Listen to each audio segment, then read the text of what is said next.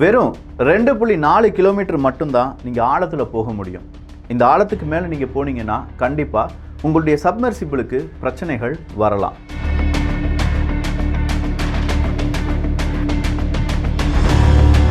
Titanium மற்றும் இந்த carbon fibre அப்படின்னு சொல்கிறத வச்சு ஒரு கலவையை உருவாக்கியிருக்கீங்க. அந்த கலவையை நீங்கள் சரியாக சோதிக்கலை. அது மட்டும் இல்லாமல் ஒரு அல்ட்ராசோனிக் ஸ்கேனிங், அதனுடைய டெஸ்டிங் இதெல்லாம் நீங்கள் செஞ்சு பார்த்துருக்கணும். இது எதையுமே நீங்கள் செய்யலை. ஓஷன் கேட் இப்படியே இந்த கப்பலை மறுபடியும் தண்ணிக்குள்ளே அனுப்புனீங்கன்னா ஒரு பெரிய விபத்துக்குள்ளே ஆகலாம்.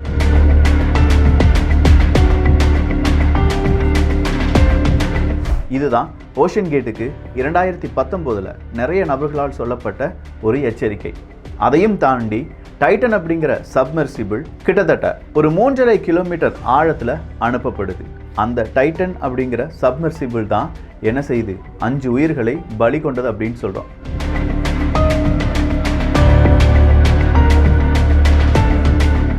இந்த 5 உயிர்கள் அப்படின்னு சொல்கிறோம் பார்த்தீங்களா, அந்த உடல்கள் என்னவானது, அந்த 5 உயிர்களும் இல்லாட்டி அந்த 5 நபர்களுக்கும் என்ன நடந்தது அப்படிங்கிறது தெரியுமா? நார்மலாக எதுவுமே நடந்திருக்காதுப்பா, எல்லாம் ஃப்ராக்ஷன் ஆஃப் செகண்டில் முடிஞ்சிருக்கும் அப்படின்னு சொல்கிறத விட அறிவியல் பூர்வமாக அதற்கு பின்னாடி இருக்கக்கூடிய விளக்கம் என்ன, அதுதான் இந்த ஒரு பதிவில் இருக்க போகுது. அன்பு தமிழஞ்சிங்களுக்கு தமிழ் பொக்கிஷத்தின் வணக்கங்கள்.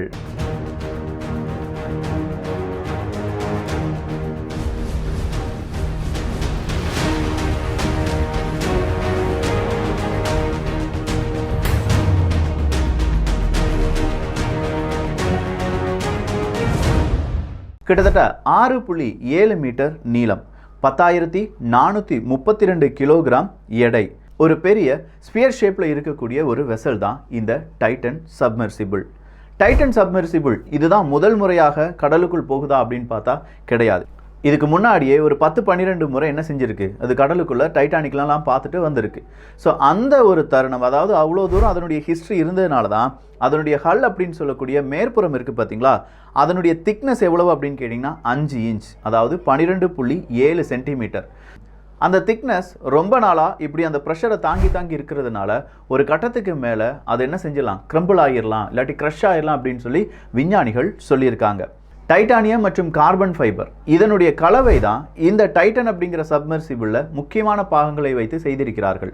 ஆனால் இந்த கலவையை சரியாக சோதிச்சிருக்காங்களா அப்படின்னு பார்த்தா கிடையாது.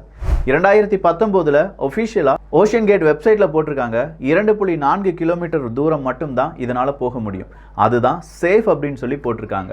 ஆனால் அதையும் தாண்டி ஒரு 3.7 கிலோமீட்டர் அளவுக்கு இது போனதாக சொல்லப்படுது. சரி, அது இல்லாமல் வேறு ஏதாவது பிரச்சனைகள் இருக்கா? இருக்குது. இந்த கப்பலுக்கு சர்டிஃபிகேஷன் அப்படிங்கிறதே கிடையாது. ஓஷன் கேட்டினுடைய சர்டிஃபிகேஷன் மட்டும்தான் இருக்கே தவிர தேர்ட் பார்ட்டியை வச்சு வேறொரு நிறுவனத்தை வச்சு ஆராய்ந்து இதற்கு ஒரு சர்டிஃபிகேட் கொடுத்துருக்காங்களா அப்படின்னு பார்த்தா இல்லை. இது நம்பகமானது, இதில் சேஃபானது, இதில் இந்த மாதிரியான சேஃப்டி எக்யூப்மெண்ட்ஸ் இருக்குது, இந்த மாதிரி சேஃப்டி ஃபீச்சர்ஸை உள்ளடக்கி இருக்கிறது அப்படிங்கிற எந்த விதமான இன்ஸ்பெக்ஷனும் இந்த டைட்டன் அப்படிங்கிற சப்மர்சிபிளுக்கு கொடுக்கப்படவில்லை. இந்த டைட்டன் அப்படிங்கிற சப்மர்சிபிளை பற்றி ஓஷன் கேட்டில் இருக்கக்கூடிய பல நபர்களுக்கும் ஜேம்ஸ் கேமரூன் ஒரு பெரிய எச்சரிக்கை கொடுத்திருக்கார் அப்படிங்கிற இந்த தகவல் எல்லாமே இப்போ தான் வந்துக்கிட்டே இருக்குது. ஒரு பேருந்து ஒரு இடத்துலேருந்து இன்னொரு இடத்துக்கு சேஃபாக போய் சேர்ந்துட்டா அது செய்தியே கிடையாது. அதே பேருந்தில் விபத்து வந்துருச்சுன்னா அது தலைப்புச் செய்தி. அதே மாதிரி தான் இந்த ஓஷன் கேட்டில் இவ்வளோ நாள் இந்த டைட்டன் சப்மர்சிபிளை வச்சு டைட்டானிக்கை பார்த்துட்டு வந்தது சேஃபாக நடந்திருக்கு, எல்லாரும் போய் பார்த்துட்டு வந்துட்டாங்க, அது ஒரு செய்தியாக மாறலை.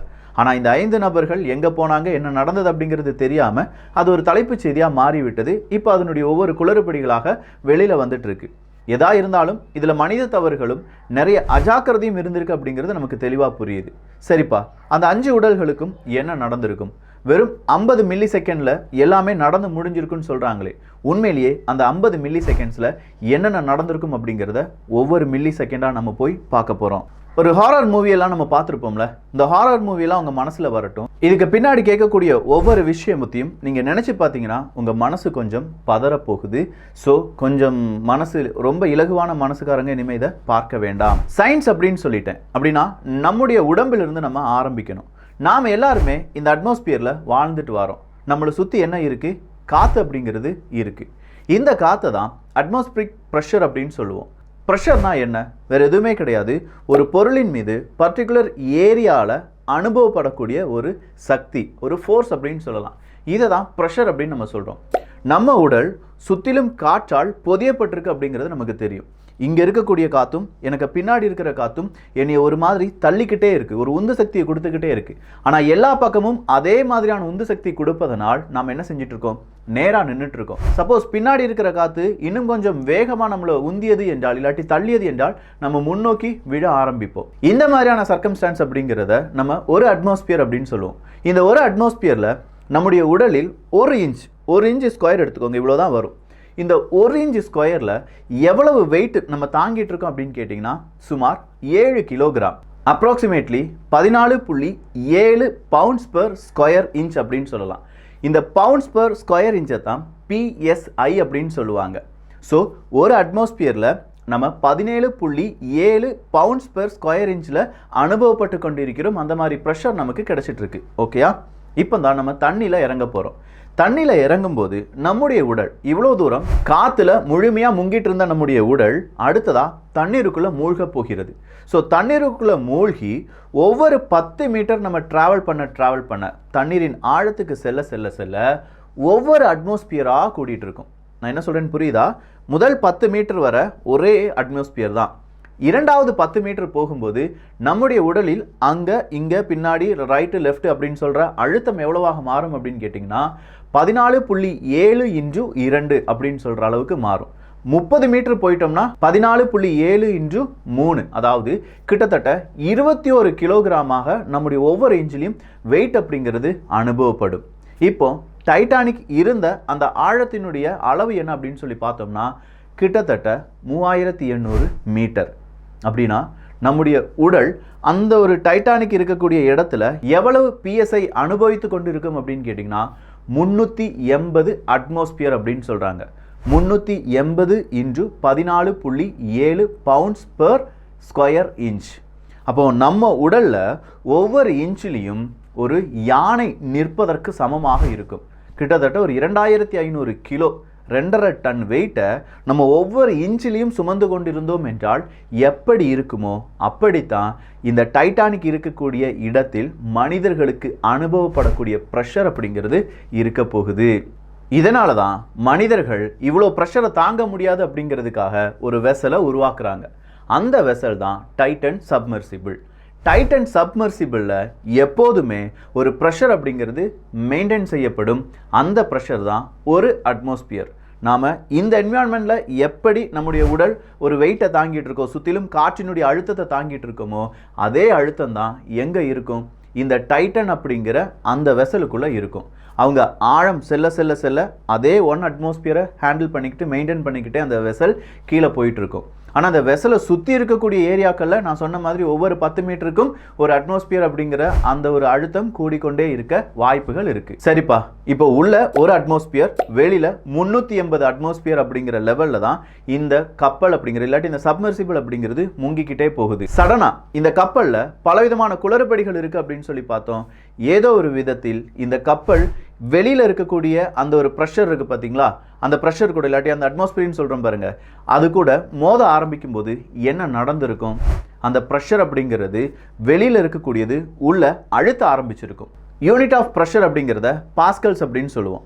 இந்த பாஸ்கல் அப்படின்னு சொல்கிறத நம்ம இன்னொரு விதத்தில் சொல்லணும்னா அந்த வெசல் இருக்குது பார்த்தீங்களா, வெசலுக்கு வெளியில் இருக்கக்கூடிய அந்த ப்ரெஷர்னுடைய அளவு என்னவாக இருந்தது அப்படின்னு கேட்டிங்கன்னா சுமார் 3,85,35,500 பாஸ்கலாக இருந்திருக்கும். இந்த ஒரு ப்ரெஷரை நம்ம அனுபவிக்கணும்னா ஒரு C4 எக்ஸ்ப்ளோசிவ் 294 கிலோகிராம் இருக்கக்கூடிய C4 எக்ஸ்ப்ளோசிவ் வெடித்து சிதறும் போது எந்த அளவுக்கு ப்ரெஷர் உருவாகுமோ அதே அளவுக்கான ப்ரெஷர் வெளியில் இருந்து இந்த வெசலை தாக்க ஆரம்பிச்சிருச்சு. அப்படி தாக்குன சில பல மில்லி செகண்ட்ஸ்லேயே இந்த வெசல் என்னவாயிருக்கும், அப்படியே சுக்குநூறா க்ரஷ் ஆகிருக்கும். யாரோ நசுக்குன மாதிரி. உங்கள் கையில் ஒரு முட்டை இருக்குது, அந்த முட்டையை பெரிய ஃபோர்ஸ் வச்சு சபார்னி அடிக்கும்போது எந்த மாதிரி அந்த முட்டை உடைந்து போகுமோ அதே மாதிரி தான் இந்த வெசலும் பீஸாக போயிருக்கிறதுக்கான வாய்ப்புகள் அதிகமாக இருக்கின்றன. சரி, இப்போ அடுத்ததாக என்ன நடந்திருக்கும், அந்த உடல்கள் பீஸாக போயிருக்குமா அப்படின்னு பார்த்தா இல்லை, அந்த உடல்கள் எல்லாமே ஆவியாக மாறி இருக்கும் அப்படின்னு சொல்கிறாங்க. அது எப்படி விக்கி சாத்தியம், இதுதான் அடுத்த கேள்வி. சயின்ஸ் இந்த இடத்துல நமக்கு மிகப்பெரிய ஒரு ட்விஸ்ட்டை வச்சிருக்குன்னு சொல்லலாம். சுமார் 10 மில்லி செகண்ட், ஒரு செகண்ட் கிடையாதுங்க, 10 மில்லி செகண்ட். 10 மில்லி செகண்டில் இந்த கப்பல் அப்படிங்கிறது இம்ப்ளோசிவ் ஆகிருக்கும். 10 மில்லி செகண்டுக்கு பிறகு அந்த இம்ப்ளோசிவ் ஆன பிறகு என்ன நடந்துச்சு, ஒரு 11வது மில்லி செகண்ட்லேருந்து 50 மில்லி செகண்ட் வரை அடியாபேட்டிக் கம்ப்ரெஷன் அப்படிங்கிறது நடந்திருக்குன்னு சொல்கிறாங்க. இந்த அடியாபேட்டிக் கம்ப்ரெஷன் அப்படிங்கிறது ஒரு வாயுவை நம்ம பெரிய இடத்துல விட்டுருந்தோம்னா வாயுனுடைய மூலக்கூறுகள் அங்கங்கே போயிட்டு மிகப்பெரிய அளவில் சுதந்திரமாக சுற்றி திரிஞ்சுக்கிட்டே இருப்பாங்க. ஆனால் அதே வாயுவை நம்ம என்ன செய்கிறோன்னா ஒரு ப்ரெஷரைஸ்டு ஒரு சின்ன பலூனுக்குள்ளே மாற்றுறோம். அந்த பலூனுக்குள்ளே மாற்றும் போது அந்த மூலக்கூறுகளால் அதிக அளவு நடமாட முடியுமா? முடியாது. அதிக அளவு நடமாட முடியாத மூலக்கூறுகள் ப்ரொடியூஸ் பண்ணக்கூடிய அந்த வெப்பம் இருக்குது பார்த்தீங்களா, அது என்னவா இருக்கும்? மிகப்பெரிய அளவில் கூட ஆரம்பிக்கும். இன்னும் நம்ம கம்ப்ரஸ் பண்ணுறோம், இன்னும் நம்ம அதை சின்னதாக்குறோம், அந்த இடத்த சின்னதாக்குறோன்னா எகெயின் வெப்பநிலை அதிகரிக்கும். மறுபடியும் சின்னதாக்கணும் அப்படின்னா வெப்பநிலை அதிகரிக்கும்.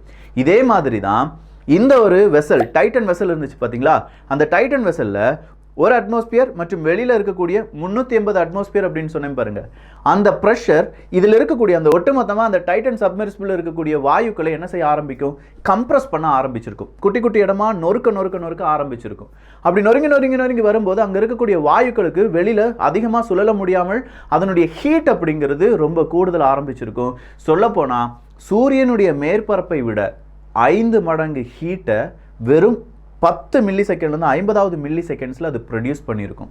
அந்த ப்ரொடியூஸ் பண்ணக்கூடிய அந்த செகண்டில் உடல்கள் பஸ்பமாக இருக்கும், இல்லாட்டி ஆவியாகி இருக்கும் அப்படின்னு சொல்லி விஞ்ஞானிகள் சொல்கிறாங்க. நம்ம நினச்ச மாதிரி பீஸாலாம் போகலை, அது என்னவாகி இருக்கும், அப்படியே அந்த உடல்கள் எரிந்து போயிருக்கும் அப்படின்னு சொல்கிறாங்க. சரிப்பா, அப்படின்னா அதில் பயணம் செய்த மனிதர்களுக்கு இது ஏதாவது தெரிஞ்சிருக்குமா அப்படிங்கிற அடுத்த கேள்வி வரலாம். ஃபர்ஸ்ட் நம்ம எப்படி பெயினை உணர்கிறோம் அப்படிங்கிறத தெரிந்து கொள்வோம். நமக்கு ஏதாவது அடிபட்டுருச்சுன்னா அப்படி அடிபட்டுருச்சுங்கிற சிக்னல் நம்முடைய நரம்பு மண்டலம் நேராக நம்முடைய மூளைக்கு ஒரு சிக்னலை கொடுக்கணும். மூளை வலியை உணரக்கூடிய அந்த சிக்னல் கிடைச்ச உடனே உனக்கு வலி எடுத்துருச்சுடா, அதுவும் இந்த இடத்துலேருந்து இந்த சிக்னல் வந்திருக்கு, உனக்கு கையில் அடிபட்டிருக்கு அப்படிங்கிறத நமக்கு சொல்லிக் கொடுக்கும். அதன் பிறகு தான் ஐயோ அப்படின்னு சொல்லி நம்ம கையை பார்ப்போம். ஸோ இந்த ஒரு டிலே அப்படிங்கிறது இருக்குது. ஒரு ஈவெண்ட் நடந்த பிறகு 0.1 செகண்டுக்கு பிறகு தான் நம்மளால் உணர முடியும். அதாவது நம்முடைய இந்த வலி அப்படிங்கிற சிக்னல் நம்முடைய நரம்பு மண்டலத்தில் 2 மீட்டர் பெர் செகண்ட் அப்படிங்கிற ஸ்பீடில் தான் பயணத்தை மேற்கொள்கிறது.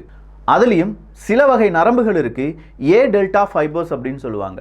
இந்த ஏ டெல்டா ஃபைபர்ஸ் அப்படிங்கிறது கொஞ்சம் ஃபாஸ்ட்டாக ரியாக்ட் பண்ணும். சொல்லப்போனால் 0.01 செகண்ட்ஸ்லேயே நமக்கு என்ன கிடைச்சிடும், அந்த வலி வேதனைகள் ஏ டெல்டா ஃபைபர்ஸ் நர்வ்ஸ் வழியாக கிடைத்து விடும். ஆனால் இப்போ நடந்திருக்கிற இந்த டைட்டன் கொலாப்ஸ் அப்படிங்கிறது வெறும் 50 மில்லி செகண்ட்ஸில் நடந்தது. அதாவது நார்மலாக நம்முடைய பாடி ரியாக்ட் பண்ணுறதை விட ஒரு 2லேருந்து 10 மடங்கு ஃபாஸ்ட்டாக நடந்திருக்கு. 2லேருந்து 10 மடங்கு ஃபாஸ்ட்டாக நடந்திருக்கு அப்படிங்கிறது போதே நம்முடைய உடலுக்கு அதை ரியாக்ட் பண்ணுறதுக்கான இல்லை அந்த சிக்னல் நம்முடைய மூளைக்கு கிடைத்திருப்பதற்கான எந்த வாய்ப்புகளும் இல்லை. ஸோ அதில் பயணம் செய்த 5 நபர்களுக்கும் எதுவுமே தெரிஞ்சிருக்காது.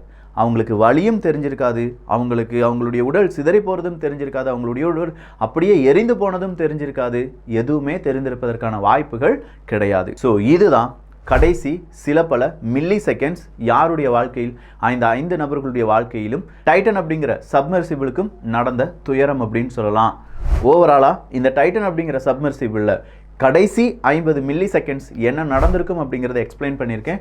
வித் சயின்ஸும் அதில் இம்ப்ளிமெண்ட் ஆனதுனால உங்களுக்கு ஈஸியாக புரிதல் அப்படிங்கிறது ஏற்பட்டிருக்கும். இந்த ஒரு காணொளி பற்றிய உங்களுடைய கருத்துக்கள் இங்கே வரவேற்கப்படுகின்றன. எல்லோரும் தமிழ் பொக்கிஷத்தில் இணைந்திருங்கள். நல்லதை பகிர்ந்து நல்ல சமுதாயத்தை உருவாக்குவோம். நன்றி, வணக்கம்.